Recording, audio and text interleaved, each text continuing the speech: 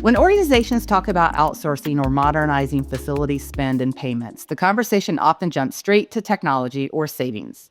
What gets less attention but matters just as much is transition. Whether a company is moving from an incumbent provider or managing these processes in-house today, the questions leaders ask is, how do we change without disruption? How do we protect operations while improving control?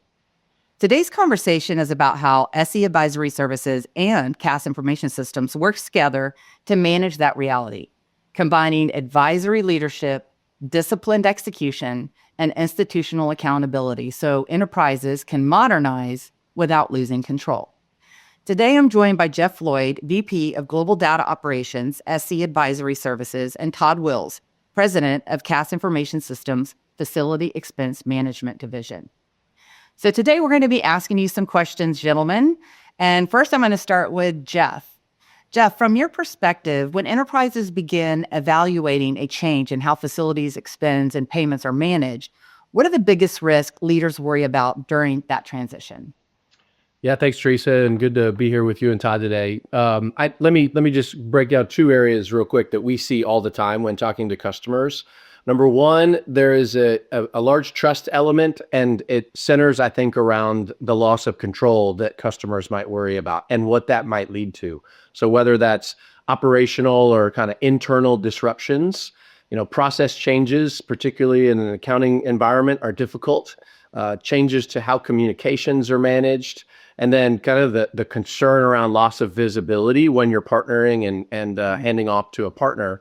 That is a concern that we hear quite frequently. And then I'd say maybe the most frequent concern that we have elevated is just the difficulty of transition. What is that going to look like? How long am I going to need to participate or be involved in that at this time? We all have a ton of work to do. And so the investment and the challenge of transition, going from current state to future state, I think a lot of folks have memories of painful internal migrations that they've done with systems before, and there's a lot of legitimate concern about that. And so that's an area we spend a lot of time talking to customers about early on. Thanks, Jeff. So what are some of those concerns in real terms? What are some of the things that you can reference that would let customers know kind of what are some of those concerns that they feel like they're going to lose control over or that they won't have visibility of? Yeah, well, first, this is what we're here to prevent, right? This is why they're partnering with experts in this space between SE Advisory Services and CAS, and our job is to truly lead the client to the right solution. But talking about some of how those show up, a few areas where you might see them. Number one, the first area it might start to creep in is bad data. They don't see what they expect. They may have gaps in the information that they're expecting to see, or maybe it just looks different than what they were used to seeing. And so it may start to look like that. Number two, a common one might be late payments or duplicate payments or things that aren't registering in their ERP system the way that they would expect. And then in a worst case scenario, there are a lot of punitive vendors out there in North America, particularly over the last 5 or 6 years. We've seen a little bit more aggressive stance around service interruptions and things like that. And so you could see it even get to that extreme if it's not managed tightly and if you don't have a good process in place to doing that. The other thing that we see outside of kind of the process that we're implementing and the change that we are here to implement is an internal change that we see and kind of a regression that you see in-house within the organization or within the customer. And so whether that be going back to previous processes or putting in place manual workarounds or maybe extra oversight that takes a time investment, you see all that. And then at the end, all of that kind of leads to this loss of internal confidence, lack of leadership support, and that's when the program really needs some work at that point. Gotcha. So transition in practice, implementation without disruption is probably one of the key things that a lot of clients would be interested in and kind of what you just touched on. So question to you, Todd, when organizations move from another provider or from an in-house model, what does a successful transition require in order to protect those operations and that trust from the client? I think it all starts with the definition of success. Over the last few years, we've onboarded around 200 new clients. And that was about equally split between 50% coming from other service providers, with the remaining 50% moving away from in-house operations. And I'd say all of those transitions shared a common definition of success, which was to maintain operational continuity while preserving payment integrity. So in other words, minimize the number of service interruptions experienced during the transition by paying the right vendor the right amount at the right time. So when it comes to the definition of success, you really need to set yourself up for success by making operational continuity and payment integrity as non-negotiables in the process. Mm-hmm. And those two things serve as your foundation for trust. A successful transition is never invisible. Therefore, as Jeff alluded to around visibility, accountability, and ownership, if those things start to blur, trust quickly erodes, and then you run into some unnecessary friction. Yeah, absolutely. So how do you balance moving quickly with maintaining stability, especially in complex facility environments? So I think a lot of people equate stability with slowness, which isn't the case always. In many cases, stability actually is a prerequisite for sustainable speed, so moving fast. Therefore, in practical terms, you need to be able to put that stability into place first, and then that gives you the right to move fast. And what that looks like in practice is putting the proper controls in place to allow you to have confidence in the ability to scale. Absolutely. Very good point. So Jeff, Schneider's role as an advocate and a guide, SC often engages as an advisor throughout the transition, not just the design. So how does that advocacy role change the client experience compared to a traditional handoff model? Yeah, I think that's a really important aspect of the relationship that we've had with Cass over the years. I mean, we're the client's advisor, and we're usually doing that across a whole variety of business challenges that they have. And so I think of it a few ways. The data that's derived from the bill payment program is often the same data that's used to drive energy procurement strategies or budgets. It's certainly used to assess the performance that they have with respect to sustainability and other ESG measures, excuse me. Mm-hmm. And it feeds pretty much every reporting platform that we use as well. And so this is key data to use across all these business challenges that we're advising the client on. And so the continued relationship is critical for us. And so we act as the client's advocate. And we've had a 25-year plus relationship with Cass. We help Cass understand the customer's language. So every customer speaks a different language, and how they refer to things, and what that's not just necessarily the words they use, but what's important to them. How do they best communicate with each other? Who are the different stakeholders? That's a big part of where we see our role. Our focus is to essentially understand and help assure that the intent of the program matches what they get out of the program at the end of the day. And sometimes that gets us involved in early addressing of issues that we see, make sure that they don't build up over time, and make sure that they're fully resolved so it doesn't turn into business disruptions. And sometimes it's just helping facilitate a good conversation between Cass as our partner and our customers, and filling in any of the gray area that sometimes exists in that conversation, just because we've got a lot of different parts moving here, and our job is to help make sure that it all works seamlessly together. Yeah. That is gold. It's worth a lot, no doubt. So Todd, from Cass's perspective, how does having SC advisory in that advocate role change the execution and outcomes during that transition? It greatly simplifies execution. So as Jeff mentioned, they've been in this space for decades. Therefore, the expertise that they've developed over the course of their tenure leads to clearer decisions and better aligned priorities.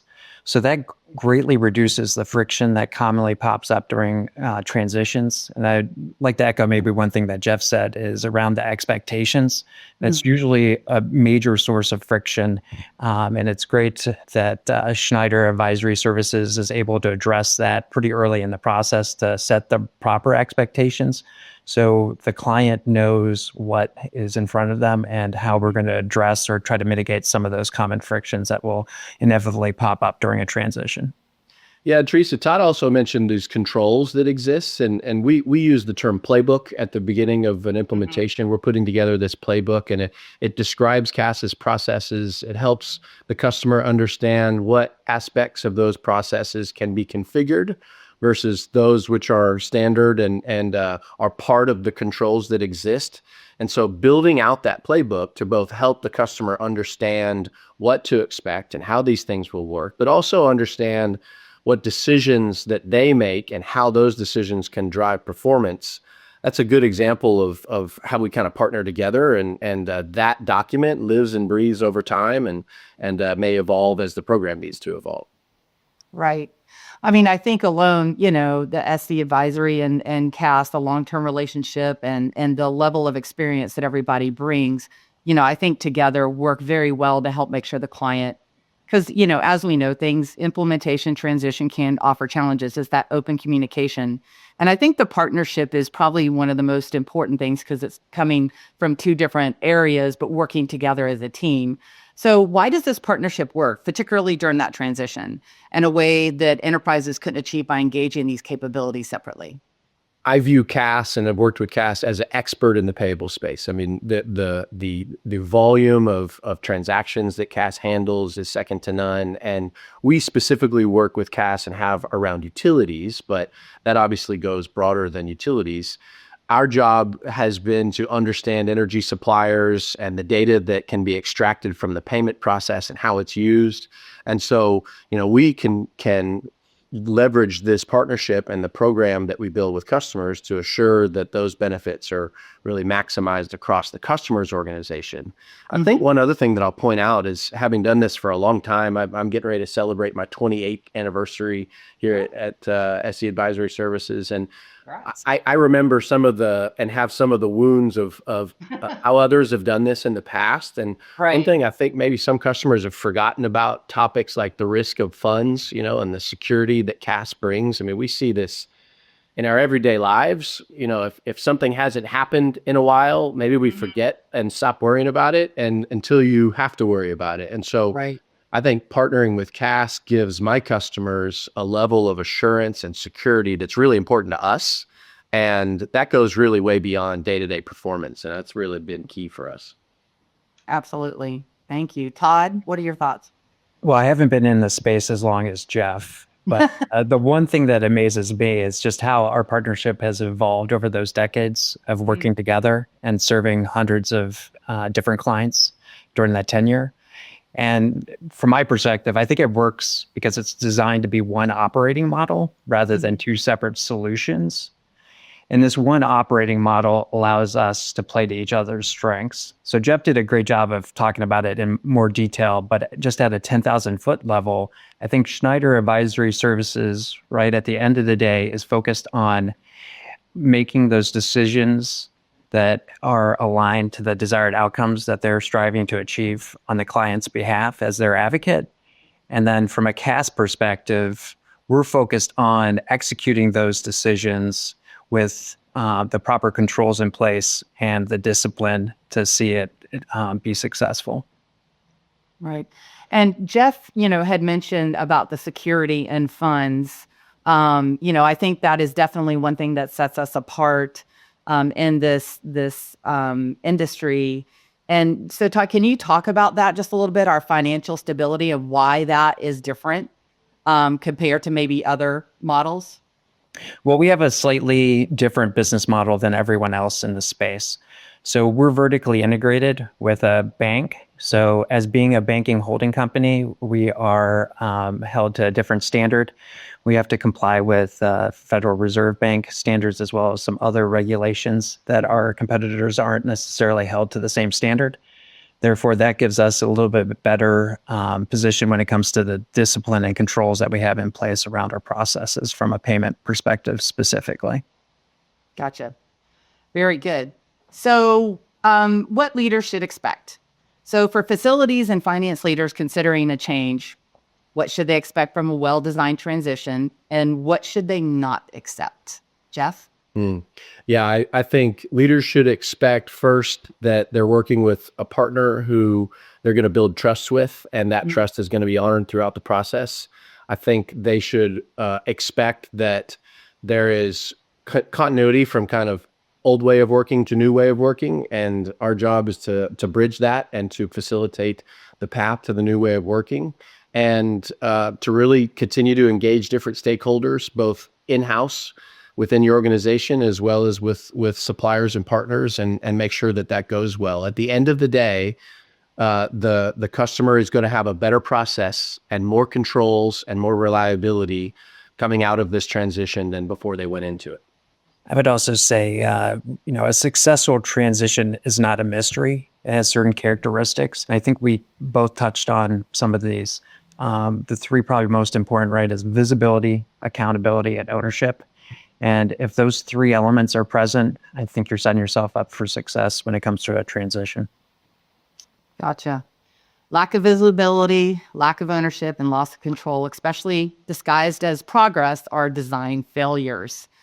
So what are some of the things that the leaders should not accept? What are some of the things that are non-negotiable, Todd? I'd say probably the biggest thing from our perspective is clients should never take a we'll fix it later approach to transitions. They need to make sure those controls and the processes are in place to provide that stability to allow the transition to be successful. No doubt. But I really appreciate both of you. I think the very candid and insightful conversation is very important for clients these days because, with the transition and implementation, I think everyone knows that they need to address maybe a concern or they need to improve it or they need help, but it's always the last final of what's going to happen when we sign and try to transition over. And I think the points that both of you have touched on really help answer those concerns and questions. So thank you again, both for your time and your expertise and experience. And we will talk soon. Thanks.